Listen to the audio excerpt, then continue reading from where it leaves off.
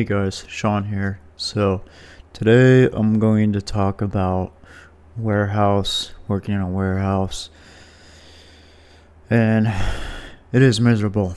It sucks. Working in a warehouse sucks, and I worked there for 6 years so far, and it is just so draining. And if you do second shift, I mean, props to you. People say second shift is miserable, which I totally get it. I understand. But I'm more of a night guy. I prefer night time. Um, it's kind of like in my bloodline because my grandpa does night shift, and my mom, sister, does night shift for nursing. She did that for years, but especially I went to school for 12 years, so I'm doing when if I did it for 12 years, I kind of want to do something a little bit different, you know. Um, but even yeah, first shift, like I was kind of like sexually harassed.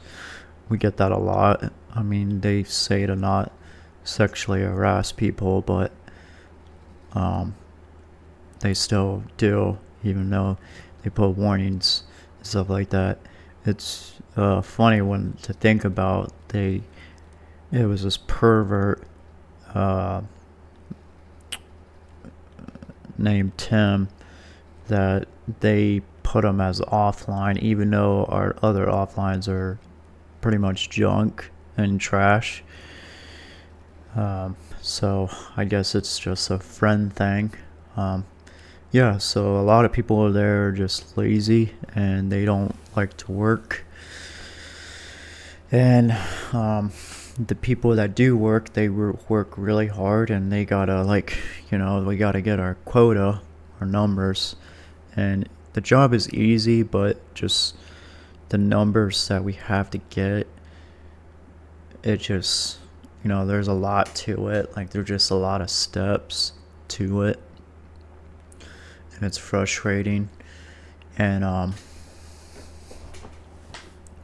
yeah, so I mean, the part I'm doing is baffles, and it goes into the muffler to the exhaust, where it goes in the exhaust.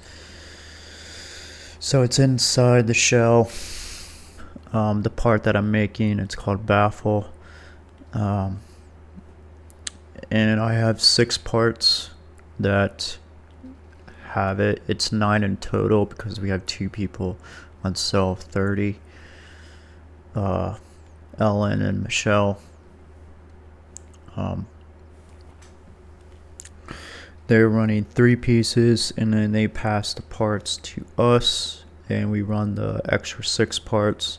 So we basically run half parts, and it's not too bad, but like the concept is not that bad.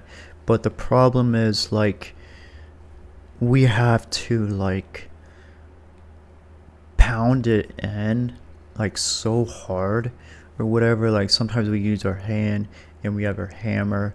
Like it's just we're trying to do it so fast. Sometimes we use our hand, and then we got the hammer. I got the method to know how to use a hammer, but they don't fix the machine properly and the fixture properly, so it's harder for us because we don't have a really good maintenance group that knows how to like engineers to know how to fix the machines properly. And we have to like pound it in with like the hammer, and it's painting the rear end and stuff like that. So like sometimes like 5 minutes we're trying to get one part in, and we have like 318 parts in total, which is not a bad number. But when the machine's acting up, it's kind of frustrating. And Megan is our offline, and she doesn't know how to fix machines, but I know how to fix them. So she always like calls me like, "Hey Sean, can you help?" Like we got 2 kins, we got an Irish kin and we got another kin that worked there for a long time, can you help me with Ken, like the Irish Ken or whatever? I'm like, oh yeah, I can help you or whatever, and I help her.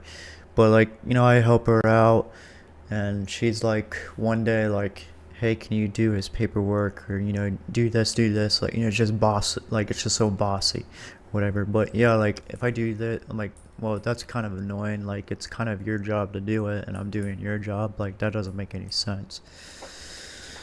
And like even if I say like, hey, can you help us like stock or whatever, I don't really tell people what to do, but like sometimes I need to speak up for myself, uh to do something like help stalking and stuff like that. And it's just really like they don't help stock or whatever. Like she's might be over there talking to somebody for 20, 30 to 40 minutes about something, gossiping about something, talking about her, personal life. But when we talk, we get in trouble, even for the slightest. So when I'm talking with Ken, the Irish Ken, I said one sentence, Terry yelled at us, and we just like one sentence, and she yelled at us. And so, I mean, and I know like his numbers are low, and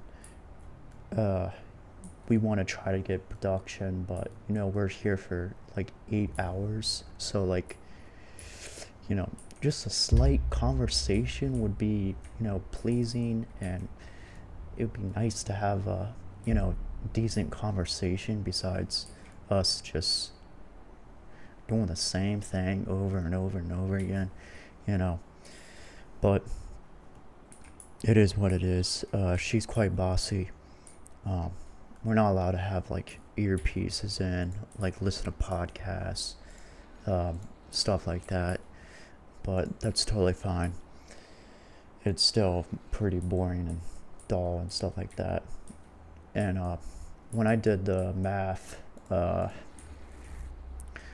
we basically get paid like, so like if we make them apart in 3/4, that's how much we get paid if we make 100 parts in 2 hours. It's just crazy to think about, but that's not including like our the cost of us being there, the cost of the wire, the cost of material, or just just the cost in general, and our benefits of being there. So like dental, medical health, vision, the 401k. They did a couple of months ago, they did increase our 401k contribute, which is really nice. So like it used to be like 6 to 12% match, I would say, but now they're doing like 50% match. So like I contribute like 15% and they match it like 50%, which is pretty nice. So that's probably like 7.5, I'm guessing. But yeah, that's it's nice. I mean, you get the benefits of being there, but I do feel like we get unappreciated and undervalued, and like we should get paid more of what we're doing, which is nice. But yeah, it's just in my opinion.